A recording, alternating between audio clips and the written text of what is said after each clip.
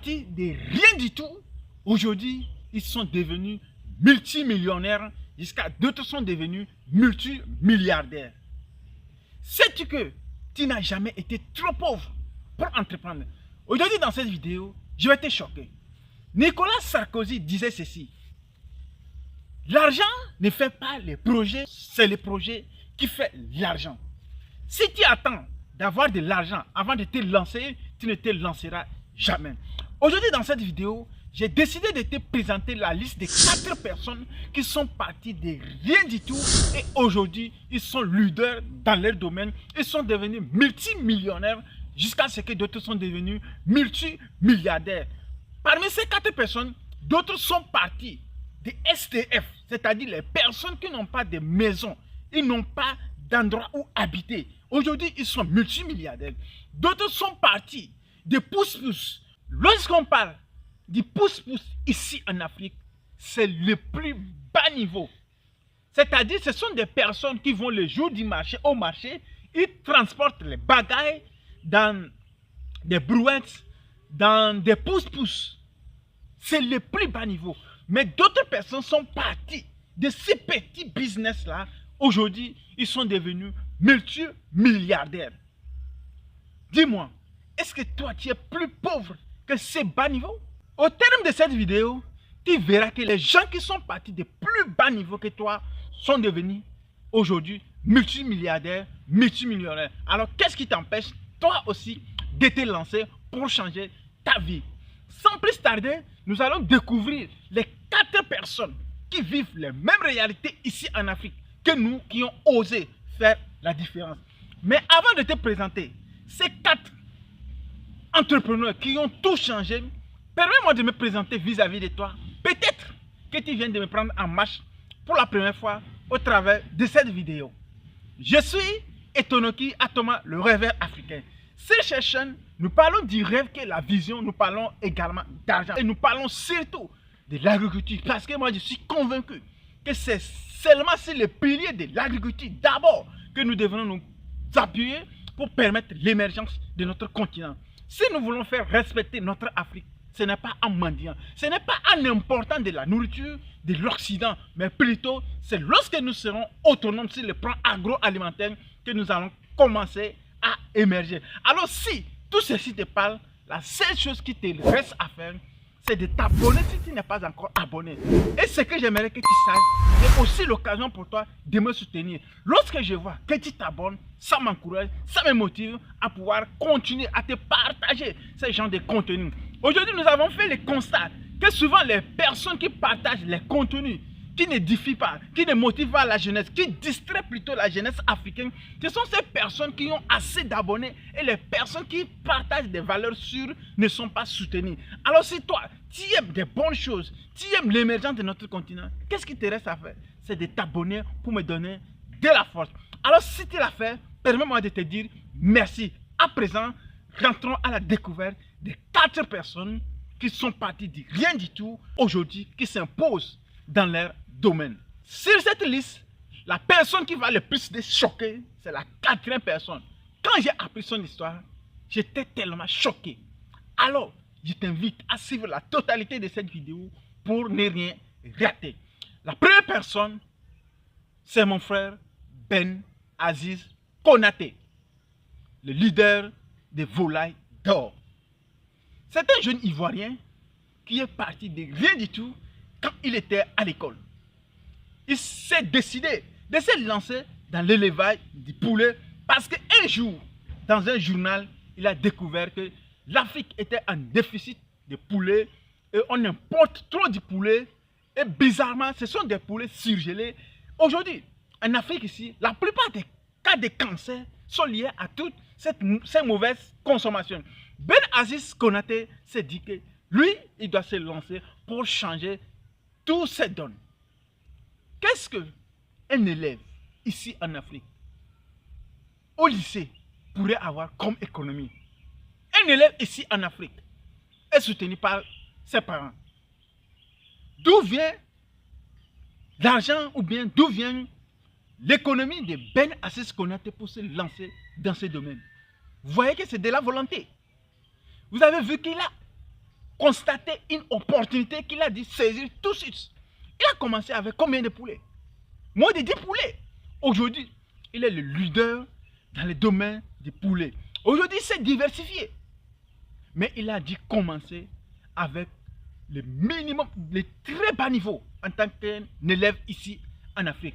Est-ce que toi, c'est 5 000 qui te manquent pour commencer à élever du poulet?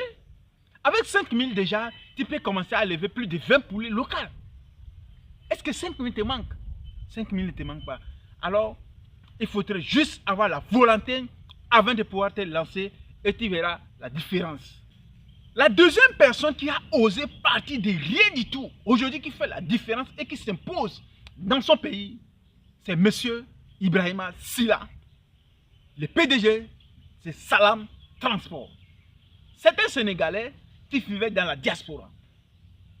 Un jour, en visite en Afrique, dans son pays, le Sénégal, il a découvert que les transports, les moyens de transport qui étaient mis au service des citoyens sénégalais ne convenaient pas par rapport à ce que lui il a dit voir en Occident, précisément en France. Il avait combien? Malheureusement, Ibrahima Silla n'avait que 50 000 francs CFA.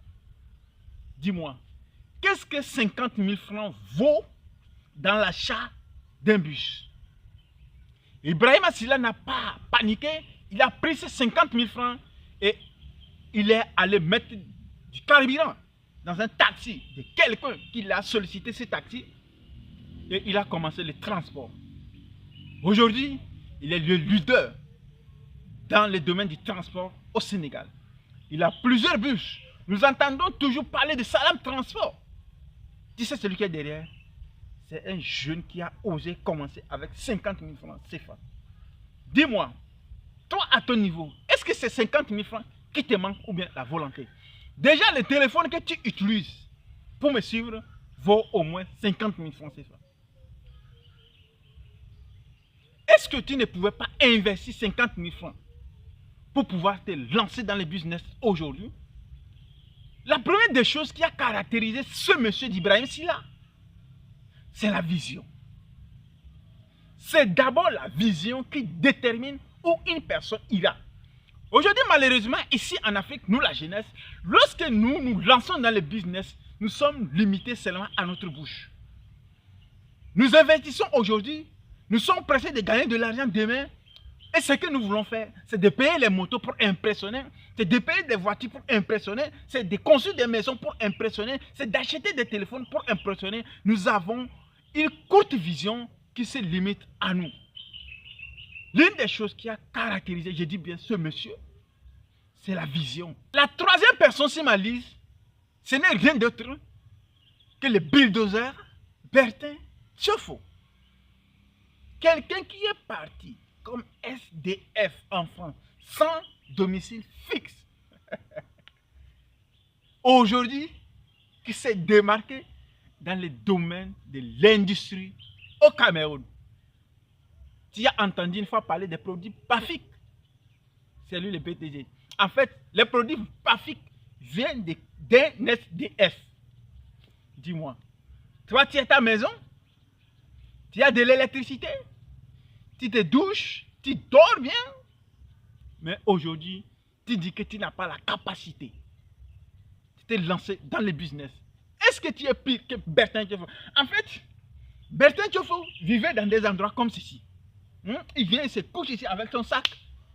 Et c'est fini, il attend plutôt le lever du soleil pour commencer à se chercher.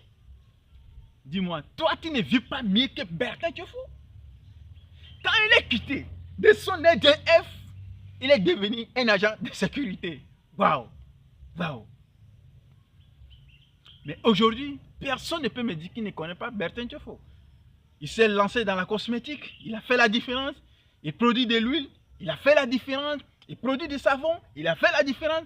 Aujourd'hui, il est en train de s'imposer dans la substitution de la farine du blé. Il a lancé une industrie de transformation de manioc pour faire du pain. Une grosse industrie. Oui, c'est un SDF qui a fait ça. Et toi, tu es mieux que Bertin Tchofo et tu peux le faire. C'est la volonté et c'est la vision qui te manque. Alors, je pense que tu pouvais t'inspirer de l'histoire de Bertin Tiofo et toi aussi t'es démarqué. Aujourd'hui, c'est un multimilliardaire. Il vit dans des palaces, il vit dans des châteaux. Mais aujourd'hui, plutôt hier, il vivait au dehors, sans maison, sans domicile fixe.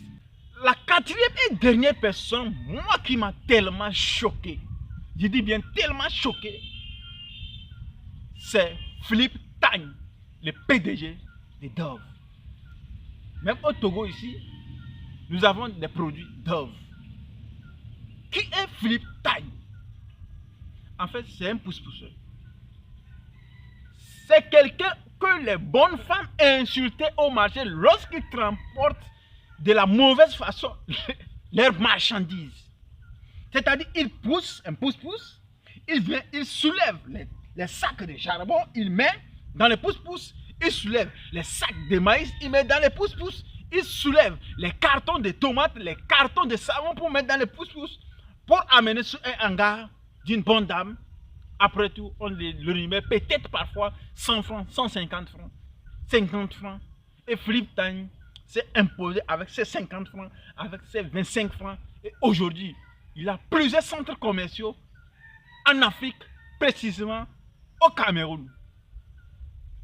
Dis-moi, toi qui es en train de me suivre actuellement, soyons sincères, toi et moi, ça c'est limite entre nous. Est-ce que tu as le kilo, le courage de pouvoir aller dans un marché et faire du pouce-pouce? Je ne pense pas. Moi, personnellement, je ne suis pas sûr. Et je suis sûr que toi aussi, tu n'as pas ce courage. Mais quelqu'un comme Philippe Tagne est passé de ce bas niveau aujourd'hui qui s'impose. Alors, en voyant l'histoire de ces 4 personnes, dis-moi, parmi ces 4 personnes, qui est meilleur, qui vit mieux que toi aujourd'hui? Personne. Je dis bien, personne de ces 4 personnes ne vit mieux que toi. Tu comprends pourquoi je disais que Nicolas Sarkozy avait raison lorsqu'il disait que l'argent ne fait pas le projet, mais plutôt c'est le projet qui fait l'argent. Ton problème, tu attends d'avoir de l'argent avant de te lancer, tu ne l'auras jamais. Plutôt, tu devrais te lancer pour avoir de l'argent. Tu attends toujours le bon moment pour pouvoir te lancer. Dis-moi, quel est le bon moment? Quel est le bon moment? Le bon moment que tu devrais saisir pour te lancer, c'était hier. C'était le meilleur bon moment. Mais le seul bon moment qui dégraisse actuellement, c'est tout à l'heure, c'est aujourd'hui, c'est à l'instant T que tu es en train de me suivre, que tu devrais te lancer. Alors dis-moi, tu as combien? 5 000 francs, tu peux te lancer. Tu n'as rien du tout, tu peux te lancer. C'est seulement la volonté et la vision. Tu pouvais me dire que tu vas à l'école. Mais Ben Aziz Konaté a commencé le business en étant à l'école. Tu pourrais me dire que tu n'as pas d'argent pour payer ton loyer et que bientôt on va te faire sortir de la maison. Au moins toi qui as habité une maison. Alors qu'en est-il pour Bertin Tiofo? Tu vas me dire que tu n'as rien. Qu'en est-il pour Ibrahima Silla? Tu vas me dire que toi tu n'as rien. Il faut voir l'histoire de Philippe Tagne. Tu es mieux que Etou. Toi tu vis bien. Tu peux te lancer. La seule chose qui te manque, je le répète, c'est la vision, c'est l'envie, c'est la détermination. Alors, je pense qu'aujourd'hui, tu n'as plus d'excuses. Peut-être que tu connais quelqu'un aussi qui est passé de plus bas niveau que la liste que je t'ai donnée. L'occasion d'être donnée de pouvoir me présenter cette personne dans la barre des commentaires. Et dis-moi également, qu'est-ce que tu penses de cette vidéo? Est-ce que c'est une vidéo qui t'a motivé? Est-ce que c'est une vidéo qui t'a encouragé? Laisse ton commentaire dans la barre des commentaires parce que moi aussi, j'ai envie d'apprendre de toi. Je suis convaincu que je ne suis pas le plus sage de vous tous. Mais une chose que je suis sûr, c'est que c'est ta connaissance et ma connaissance que nous allons mettre ensemble pour permettre l'émergence de notre continent. Alors sur ce, on se dit à la prochaine dans une nouvelle vidéo. Comme toujours, c'était le rêveur africain. Rêver grand, mais commencer toujours petit.